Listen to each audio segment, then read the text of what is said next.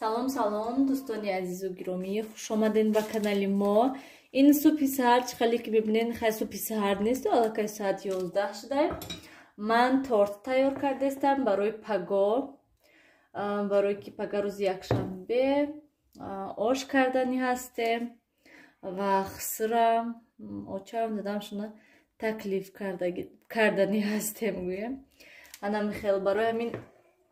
ман аллакай крем харидагӣ будам ва хела шуд ки мехостам торти мидавик тайёр кунам. Баъд гуфтам ки хубтараш ҳамин рӯзи якшанбе ош мекунем, якбора торт мекунам гуфтам. имрӯз рӯзи шанбе ҳастаем. ана михел хай муқаббасайдя торти мидавика рецепташа низ ҳатман мешад дар канали Арзанда. Рости гап чандта рецепт ман вай кардаги ҳастам, сёмка кардаги ҳастам, лекин ҳеҷ не ки ман вайёра монтаж кунам. дирӯз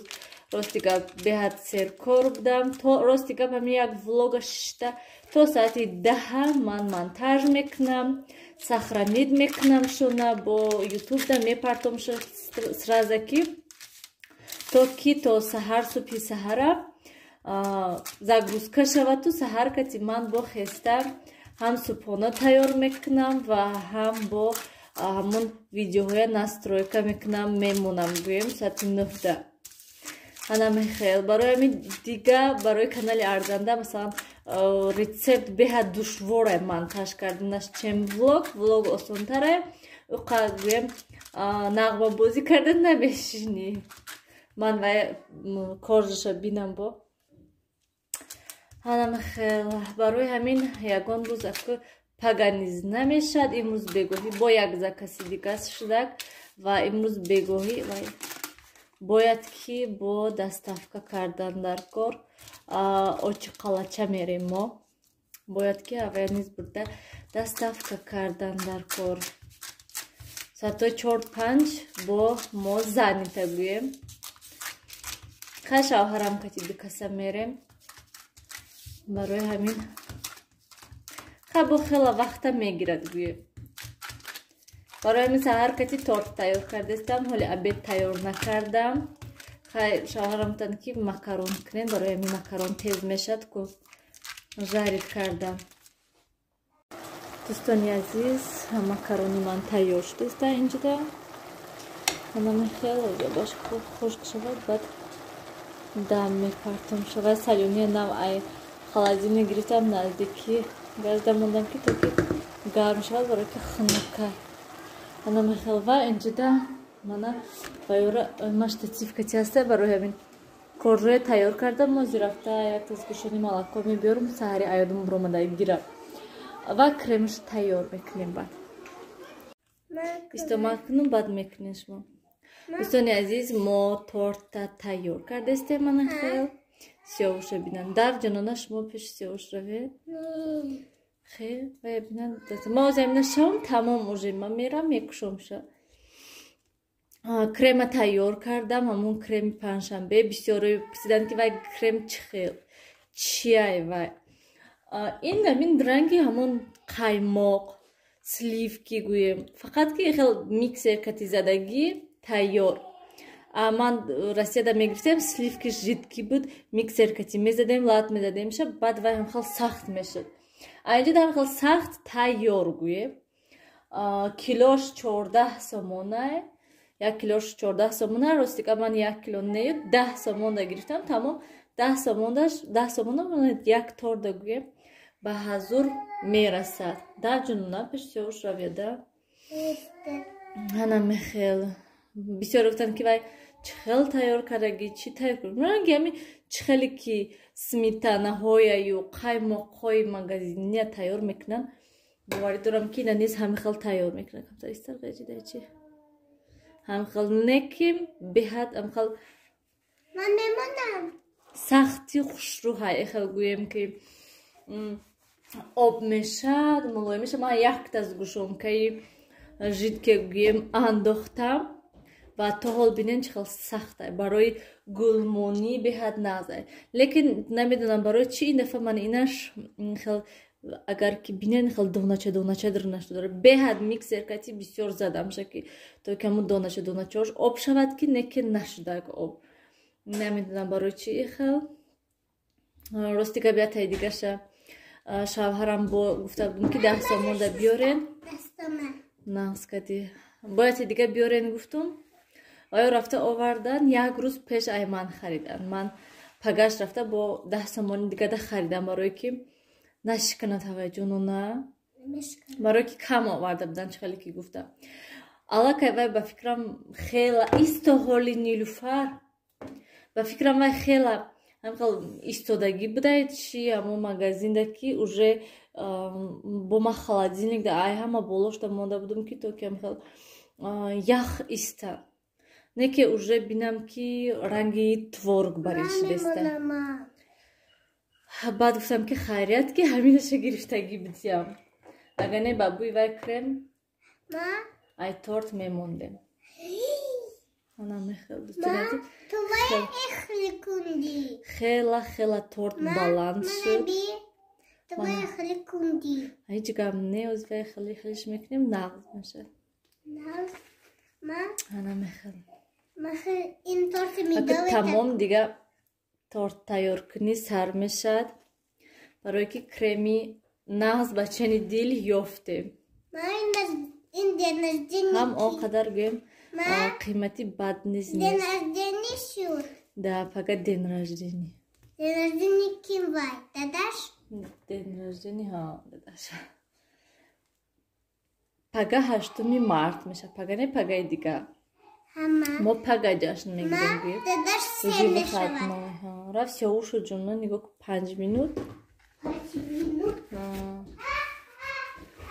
انا بینن چخل دوستانی عزیز خیلی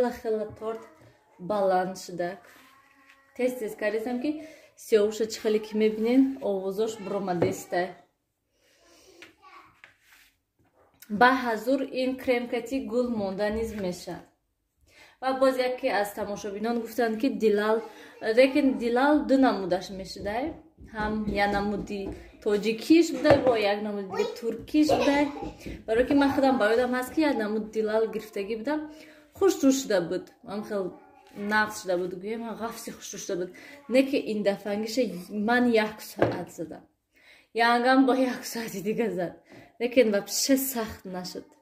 و درونش هم خیلی دونچه هم خیلی که شکری که آب نمیشد که آن هم خیلی برین شده بود الان خیلی دوستان عزیز و گرامی ای تاجیکستان کسی باشد ای همین کرم من توصیه میتیم که کرمی با مزه های کرمی نغزه فقط که حرکت کنین که ای یگون مگزینه که تازه آزاده باشن کرشکه داشته باشد خیلی سرش کشودگی قاق شدگی نباشد گویم درونی بازار پنجشنبه همونجا روین همونجا دا بسیارتر هسته بازار پنجشنبه خیلی بالا خانه هست بعد پایانش ده هست که برنجو هم خیلی چیزا میفروشد آن همونجا دا به حد بسیار هسته مگزین های کندیترس که اونجا دا نیز بسیار بودیان نه که من اهمیت ندادم من دینا یک تا بلاگره که ده همین چکال زندگی میکنن دیدم که چخل رفتم اوای مگزین های سیومکا کردن دیدم من پرسیدم شدم ما صحبت میکنیم پرسیدم شدم گفتن که ما این مگزینه در پنجشنبه سیومکا کردم بعد گفتن که هم خیلی درونی وایده بازار پنجشنبه ده هم خیلی ویا هسته چی میگوین مگزین های کندیترسکی گویم ما با بیرون برامدیم نزاکت شده بود هوای ساعتی 4-5 ده گفتن آچه قلچه بردن در کن از میریم وای آچه قلچه کودکو کتی همه کسا گویا کودکوی خیلی هیچ مونده نمیشد بیرون چه شمالی خنک وای سیمنت کدیسته شینن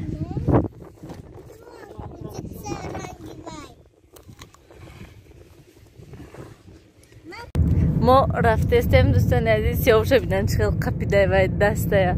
سا قب سیاوش با نغالتی سا قپیده که نغالتم گفته رهاش بیاد بیزه بوده دقار دقور کرده رفته استیم همه خیلی بیرون هوا گرفتگی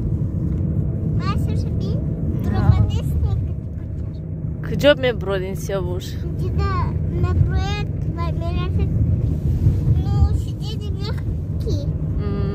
کلاش رنگی کمین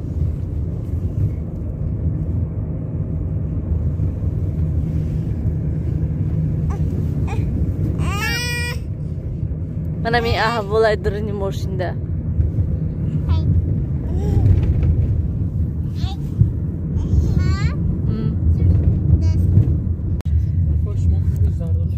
من بینن اینجا چقدر وای آب همه خیلی رفته است دریا برینگو دریا نه چی میشد و جوباری کالون درونش هم خیلی آبی خوش رو رفته است که منم خیلی ما رفتیم وای کردیم راستیگه بهد آدمای نغز همه خیلی پیشواز گرفته خواهی نخواهی دروید یک پیلا چای گیرین بعد میرین گفتن نموندن اخیر با در اومدیم کمتر شیشتیم گوییم و یک 5-10 دقیقه گوییم با تیز خستیم برای که الکه شام شده استیم با رفته رستیم بهد آدمای ناز با بیوین گفته همه خیلی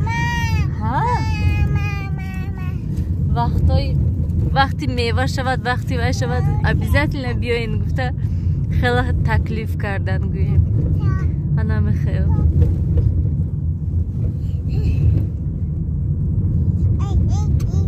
دوستانی عزیز و گرامی خیلی که میبینین من خانه آمدم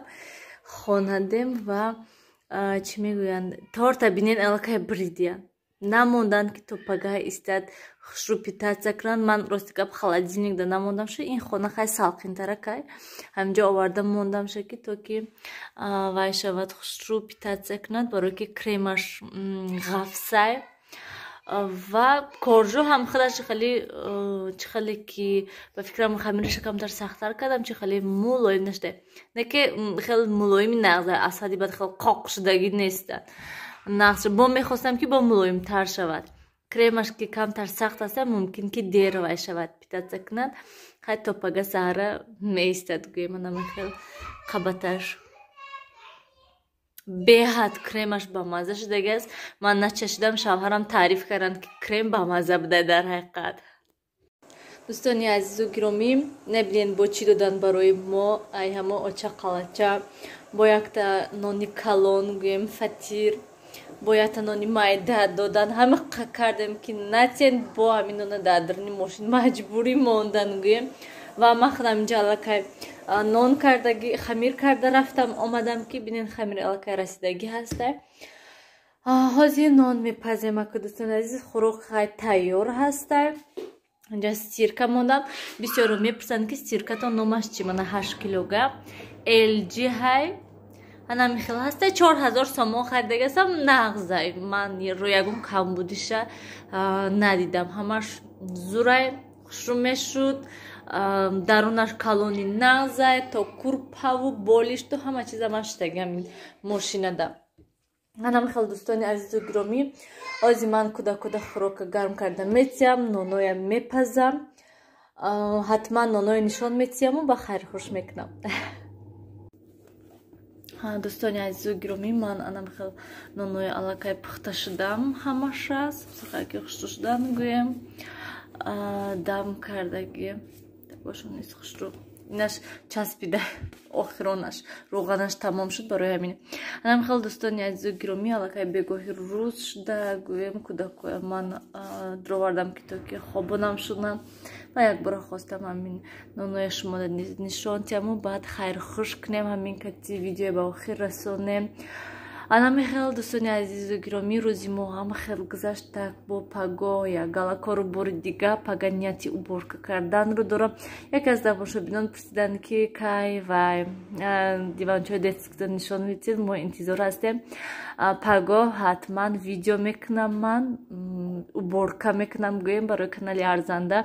با همین کانال دنیز نشان میدم چه خیلی شدگی هستن انا خیلی دوستانی عزیز و گرامی خیر تا دیدار آینده در پناه خدا باشین همیشه خودتون احتیاط کنین خیر